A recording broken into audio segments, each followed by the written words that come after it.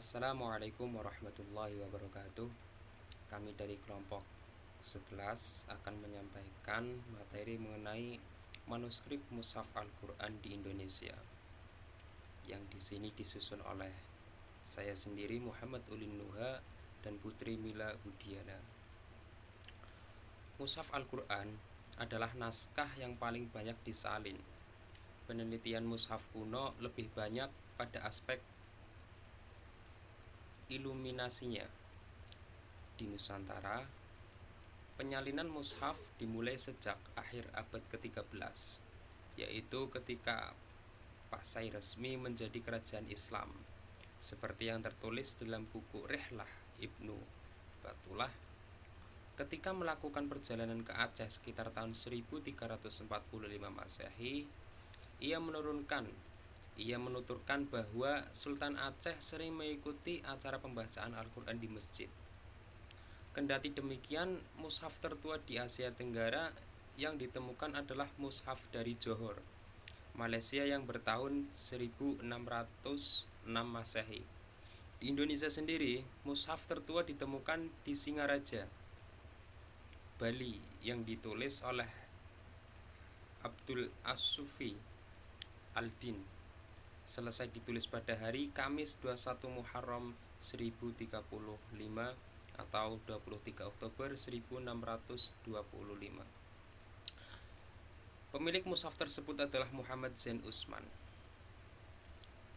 Nah, penyalinan manuskrip Al-Quran berlangsung sampai akhir abad ke-19 atau awal abad ke-20 di berbagai kota dan pusat-pusat Islam masa lalu seperti Aceh, Padang, Palembang, Banten, Cirebon, Jogja, dan lain-lain. Tersimpan di berbagai perpustakaan, museum, kolektor dalam negeri maupun luar negeri. Pesantren atau ahli waris, termasuk manuskrip mushaf Al-Quran yang disimpan oleh ahli waris adalah manuskrip mushaf yang saat ini tersimpan di perpustakaan Pondok Pesantren Al-Yasir di Dukuh Kauman, Desa Jekulo, Kecamatan Jekulo, Kabupaten Kudus, Jawa Tengah. Penelusuran terhadap sejarah dan asal-usul manuskrip Al-Quran koleksi Ponpes Al-Yasir Kudus memberikan gambaran bahwa kepemilikan naskah ini berasal dari pemberian Kiai Haji Dahlan kepada anaknya yaitu Kiai Haji Mahin, kemudian diturunkan kepada anaknya yaitu Kiai Haji Ahmad Syaikh yang merupakan pengasuh Pondok Pesantren Al-Yasir saat ini. Untuk usia naskah ini berasal dari kertas abad ke-19 atau berumur sekitar kurang lebih 150 tahun. Perkiraan ini mengacu pada cleanliness pada watermark yang tidak terdapat shadow di sekitarnya. Manuskrip ini berasal dari Jawa, dibuktikan dengan bentuk gaya ilmunisasi floral dan dua tanda awal juz berapa lingkaran yang terletak di tengah halaman pada luar bidang teks secara simetris. Pada awal juz berupa lingkaran yang terletak di tengah halaman pada luar bidang teks secara simetris. Pada halaman sebelah kanan, tanda ini berada di sisi kanan bidang teks. Pada sisi halaman kiri, tanda ini berada di sebelah kiri bidang teks. Nah, di sini ada aspek-aspek kodikologi dalam manuskrip mushaf Al-Quran Ponpes Al-Yasir Jekulo, dari tempat penyimpanan naskah, kondisi naskah, bahkan sampai huruf dan bahasa naskah itu sendiri. Kemudian simbol dalam naskah. Dalam naskah manuskrip ini ada beberapa simbol, baik dari tanda ayat, surat, juz maupun sampai tanda ruku. Seperti tanda ayat, kalimat pada awal juz, nama dan status makiyah atau madaniyah surat dan jumlah ayat pada MMPA ditulis menggunakan tinta merah. Untuk ayat, naskah ini tidak menggunakan penomoran, melainkan hanya berupa lingkaran merah dan titik hitam di dalamnya. Adapun untuk tanda juz, naskah ini menggunakan lingkaran dengan hiasan sederhana. Mungkin cukup itu dari saya. Selanjutnya akan disampaikan oleh Mbak Mila.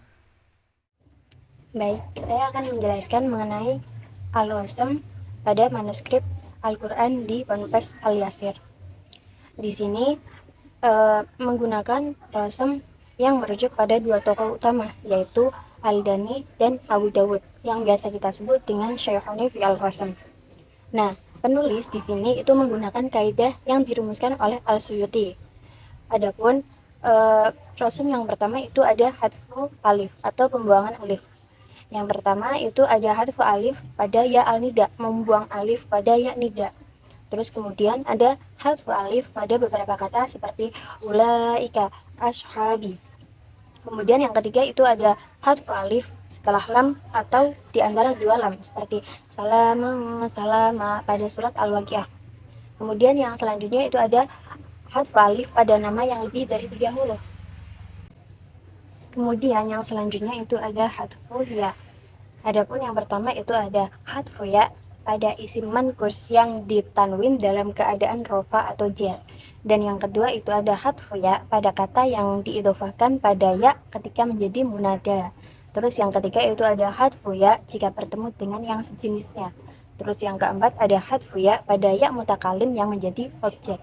Yang ketiga itu ada hadfu wawu atau pembuangan wawu. Itu cuma ada satu, yaitu wawu dibuang pada beberapa kata. Kemudian yang selanjutnya itu ada hadfu lam atau membuang huruf lam. Yang pertama itu ada hadfu lam apabila lam diidghamkan pada jenisnya seperti pada kata al-lail. Nah, itu lamnya yang satu itu dihilangkan atau dihapus. Kemudian yang kedua itu ada al-ziyadah atau penambahan huruf. Yang pertama itu ada ziyadah al-alif atau penambahan huruf alif. Yaitu yang pertama alif ditambahkan setelah wawu pada isim jamak. Yang kedua ada alif ditambahkan setelah fiil jamak, yaitu seperti kata wakanu. Nah, yang ditambahkan itu setelah huruf wawu. Kemudian yang ketiga itu ada alif ditambahkan setelah hamzah yang ditulis di atas wawu. Kemudian yang selanjutnya ada alif ditambahkan di antara ya dan jim. Dan yang terakhir ada alif ditambahkan pada beberapa kata. Kemudian yang kedua ada ziyadah aliyah atau penambahan huruf ya. Nah, di sini ya ditambahkan pada beberapa kata. Dari kaidah ziyadah di atas dapat disimpulkan bahwa dalam manuskrip ini itu sudah sesuai kaidah Rasm Utsmani dalam hal penambahan alif serta fi'il jamak. Yang selanjutnya yaitu al-hamz atau penulisan hamzah. Yang pertama dalam penulisan hamzah ini yaitu ketika hamzah mati di awal, tengah, atau akhir, maka yang ditulis itu huruf yang sesuai dengan harokat huruf sebelumnya. Kemudian yang kedua, ketika hamzah hidup pada awal kata atau ketika sebelumnya ada huruf tambahan, maka ditulis dengan alif, kecuali pada surat Al-Waqiah ayat 47. Kemudian yang nomor 3 itu ketika ada hamzah hidup pada tengah kata, ditulis dengan bentuk huruf yang sesuai harokatnya. Jika sebelumnya huruf mati, maka ditulis dalam bentuk hamzah saja, kecuali pada kata an-nasyatu, hamzah tersebut itu tetap ditulis dalam bentuk alif. Kemudian yang selanjutnya itu ketika hamzah berharokat fathah pada tengah kata dan sebelumnya berupa alif, maka ditulis dalam bentuk hamzah saja. Kemudian yang nomor 5, ketika hamzah berharokat dhammah atau kasroh pada tengah kata dan sebelumnya berupa alif, maka ditulis di atas huruf yang sesuai harokatnya hamzah. Kemudian yang keenam, jika setelah hamzah terdapat huruf yang sesuai dengan harokat hamzah, maka ditulis dalam bentuk hamzah saja. Dan yang ketujuh, ketika hamzah terletak di akhir kata, maka ditulis di atas huruf yang sesuai dengan harokat huruf sebelumnya. Kemudian yang terakhir, ketika hamzah terletak di akhir dan sebelumnya berupa huruf mati, maka ditulis dalam bentuk hamzah saja. Kemudian yang selanjutnya itu ada al-badal atau penggantian huruf. Yang pertama, ketika ada alif ditulis dengan wawu, maka diganti dengan kata wawu. Seperti kata al-haya, itu wawunya itu penggantian dari alif. Kemudian yang kedua itu ketika ada alif yang merupakan ganti dari ya, maka ditulis dengan ya. Terus yang ketiga, ketika alif ditulis dengan ya pada beberapa kata seperti hatta, itu setelahnya ta itu ada tambahan ya-nya. Kemudian yang keempat itu ada isim atau fi'il yang terdiri dari 3 huruf dan akhirnya mempunyai huruf asli wawu, maka ditulis dengan alif. Dan yang kelima, ketika ada nun taukid al-hafifah maka ditulis menggunakan alif. Dan yang terakhir, ketika ada tak ta'nis ditulis dengan tak marbutoh pada beberapa kata seperti rahmat dan imro'ah yang disambung. Dan pada surat Al-Waqiah ayat 89 yang berbunyi farauhu wa rayhanu wa jannatu na'im. Nah, dari kaidah al-badal di atas itu dapat disimpulkan bahwa penulisan di dalam manuskrip tersebut itu alif yang ditulis dengan ya itu sudah sesuai dengan kaidah. Sedangkan pada kata rahmat itu tulisannya tidak sesuai dengan kaidah, bahkan cenderung salah penelitian. Kemudian yang selanjutnya itu ada al-wasl wa al-fasl, penyambungan atau pemisahan kata. Nah, dua kata yang ditulis bersambung pada beberapa kata seperti ala yang merupakan gabungan dari ana, la, miman, innama, annama, mimma. Dan pada kata fima ada beberapa pengecualian termasuk pada surat Al-Waqiah ayat 61. Nah, penulisannya itu fi dan ma dipisah.